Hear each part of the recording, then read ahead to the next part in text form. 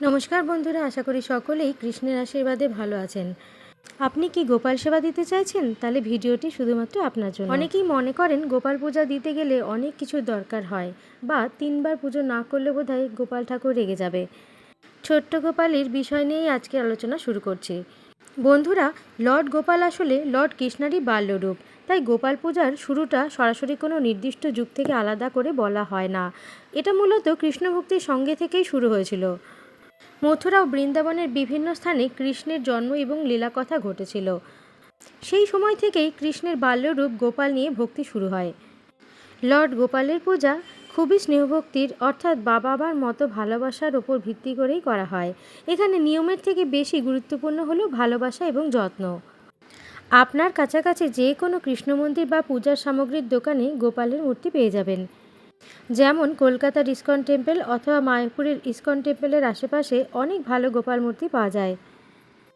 মন্দির থেকে নেওয়া হলে অনেকেই এটাকে শুভ বলে মনে করেন। ছোট থেকে বড় সব সাইজেরই গোপাল মূর্তি পেয়ে যাবেন। আবার ঘরে বসে অর্ডারও করতে পারেন। অ্যামাজন, ফ্লিপকার্ট থেকে লাড্ডু গোপালের মূর্তি আপনারা নিতে পারেন। মূর্তি আনার আগে কিছু জিনিস খেয়াল রাখবেন। মূর্তি সুন্দর এবং অক্ষত হতে হবে। নিজের পছন্দ এবং ভক্তি অনুযায়ী সাইজটা বেছে নিতে পারেন। সাধারণত ছোট গোপাল দিয়েই পুজো করা শুরু করুন। লর্ড গোপাল ঘরে আনার পর প্রথম দিনের সম্পূর্ণ স্থাপন বিধি বলে দিচ্ছি। শুভ দিন এবং প্রস্তুতি দেখুন। শুক্রবার, একাদশী বা পূর্ণিমা হলে ভালো। ঘর পরিষ্কার করুন। একটি পরিষ্কার আসন পাতুন। একটি লাল রঙের বা হলুদ রঙের কাপড় পাতুন। পুজোর জন্য থালা, ধূপ, দীপ, ফল, ফুল প্রস্তুত রাখুন। গোপালকে পরিষ্কার কাপড়ে ঢেকে ঘরে আনুন। মনে ভাবুন আপনি একটি ছোট্ট শিশুকে ঘরে আনছেন। আসনে বসান। গোপালের পুজো আপনি নিজেই করতে পারেন। গোপালের অভিষেক আপনি নিজেই করতে পারেন। গঙ্গা জল বা পরিষ্কার জল দিয়ে হালকা স্নান করান। চাইলে পঞ্চামৃত বানিয়ে নিন। দুধ, দই, মধু, ঘি, চিনি ব্যবহার করে পঞ্চামৃত বানাবেন। পরে পরিষ্কার কাপড় দিয়ে মুছে দেবেন। নতুন বস্ত্র পরান। চন্দন এবং তিলক দিন। ফুল এবং মালা পরান। ভালোবেসে আপনি যা দেবেন ছোট্ট গোপাল তাই গ্রহণ করবে। গলার মালা, কানের দুল, হাতের বালা, পায়ের বালা এবং বাঁশি, মাথার মুকুট ইত্যাদি সামনে রাখবেন। জিনিসগুলো একটি একটি করে গোপালকে পরাতে থাকুন।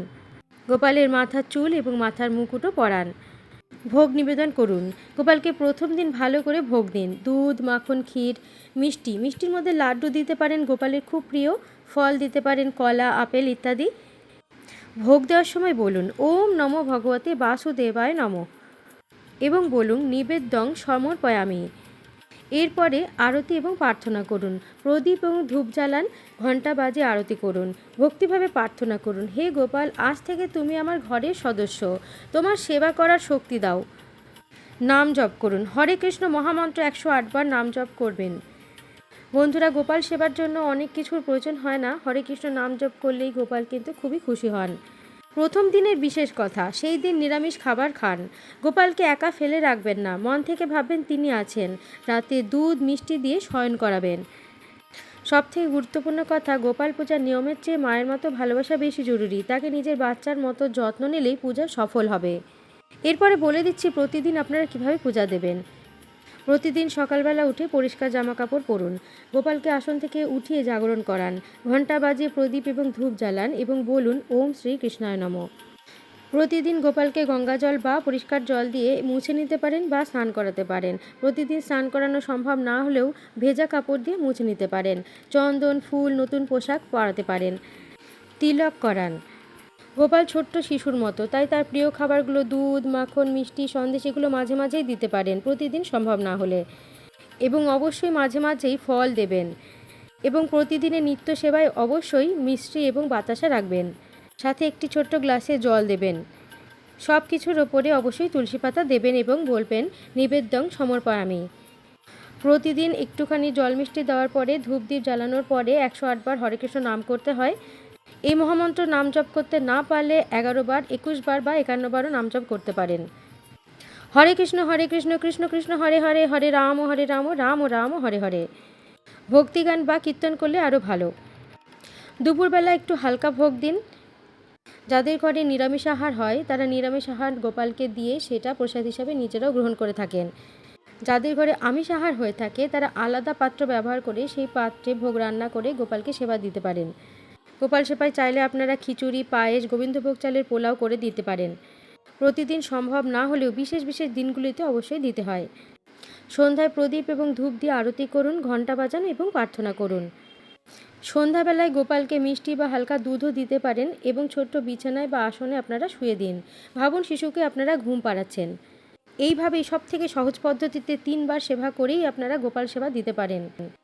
একটু গুরুত্বপূর্ণ কিছু নিয়ম রয়েছে। পরিষ্কার পরিচ্ছন্নতা বজায় রাখা, নিরামিষ খাবার দাবার ভোগ দেওয়া, রাগ বা চিন্তা থেকে দূরে থাকুন। সবথেকে জরুরি বিষয় ভালোবাসা এবং ভক্তি। মনে রাখবেন, গোপাল সেবা মানে শুধু নিয়ম না, এটা শিশুর মতো ভগবানকে নিজের ঘরের সদস্য হিসেবে ভালোবাসা।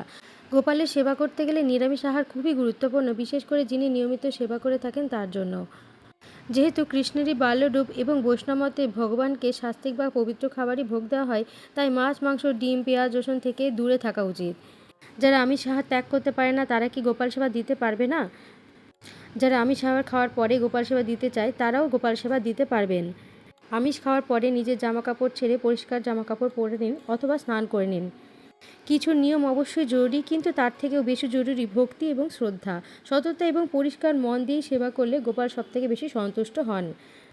সেই জন্যই যারা আমিষ খান তারাও লর্ড গোপালের সেবা দিতে পারেন, তাতে কোনো বাধা নেই, কারণ গোপাল ভক্তির উপরই বেশি গুরুত্ব দেন, খাবারের ওপর নয়। আমিষ খাওয়ার পরও সেবা করতে হলে তার আগে স্নান এবং পরিষ্কার কাপড় পরতে হবেই, এবং রান্নাঘর এবং পুজোর জায়গা পরিষ্কার পরিচ্ছন্ন রাখতে হবে। গোপালকে সবসময় নিরামিষ ভোগই দিতে হবে। দুধ, ফল, মিষ্টি, ভাত, ডাল এগুলো দেওয়া যেতে পারে। বাস্তব দৃষ্টিভঙ্গি দিয়ে দেখা যায় যে অনেক পরিবারেই সবাই নিরামিষ নন, তবুও গোপাল সেবা দেয়। কেউ কেউ ধীরে ধীরে নিরামিষে অভ্যস্ত হন, কোনো নির্দিষ্ট দিন, একাদশী বা শুক্রবারে নিরামিষ থাকেন। একটা গুরুত্বপূর্ণ বিষয়, লর্ড গোপালের সেবা পিরিয়ড বা মাসিক চলাকালীন কি দেওয়া যাবে, এটা অনেকের মনেই প্রশ্ন করে। এটা ধর্মভেদে নয়, বরং পরম্পরা এবং ব্যক্তিগত বিশ্বাসের উপর নির্ভর করে। অনেক হিন্দু ঘরে বলা হয় পিরিয়ড চলাকালীন সরাসরি মূর্তি স্পর্শ বা পূজা না করাই ভালো। এই সময় অন্য কেউ থাকলে তিনি সেবা দিতে পারেন, তবে অপবিত্র ভাবা নয়, বরং পুরনো আচার নিয়মের অংশ হিসেবে ভাবা উচিত। আধুনিক ও সহজ দৃষ্টিভঙ্গি দিয়ে অনেকে এখন মনে করেন পিরিয়ড একটি স্বাভাবিক শারীরিক প্রক্রিয়া, তাই ভক্তি থেকে নাম, জপ, প্রার্থনা, কীর্তন সবই করা যায়। আপনারা সুবিধা অনুযায়ী দুভাবে করতে পারেন। যদি নিয়ম মানতে চান তাহলে কদিন আগেই আপনারা একটি পাত্রের মধ্যে কিছু প্রসাদ এবং জল তুলসী সহযোগে রেখে দেবেন। সরাসরি সেবা না করে মনে মনে প্রার্থনা এবং জপ করুন।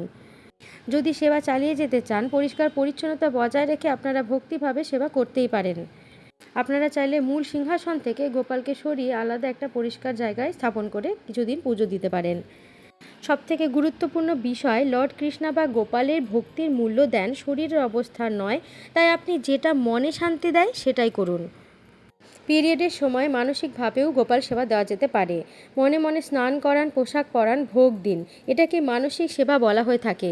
এটা খুবই শক্তিশালী ভক্তি। পিরিয়ডের সময় হরে কৃষ্ণ মহামন্ত্র জপ করুন অথবা বলুন ওম নমো ভগবতে বাসুদেবায় নমঃ। অনেকেই গোপালকে দূর থেকে প্রণাম করেন এবং ভক্তি করেন। গোপালের মূর্তিকে স্পর্শ না করে দূর থেকে প্রণাম করুন, ছোট করে প্রার্থনা করুন, এই কদিন আমি সরাসরি সেবা করতে পারছি না, তুমি গ্রহণ করো।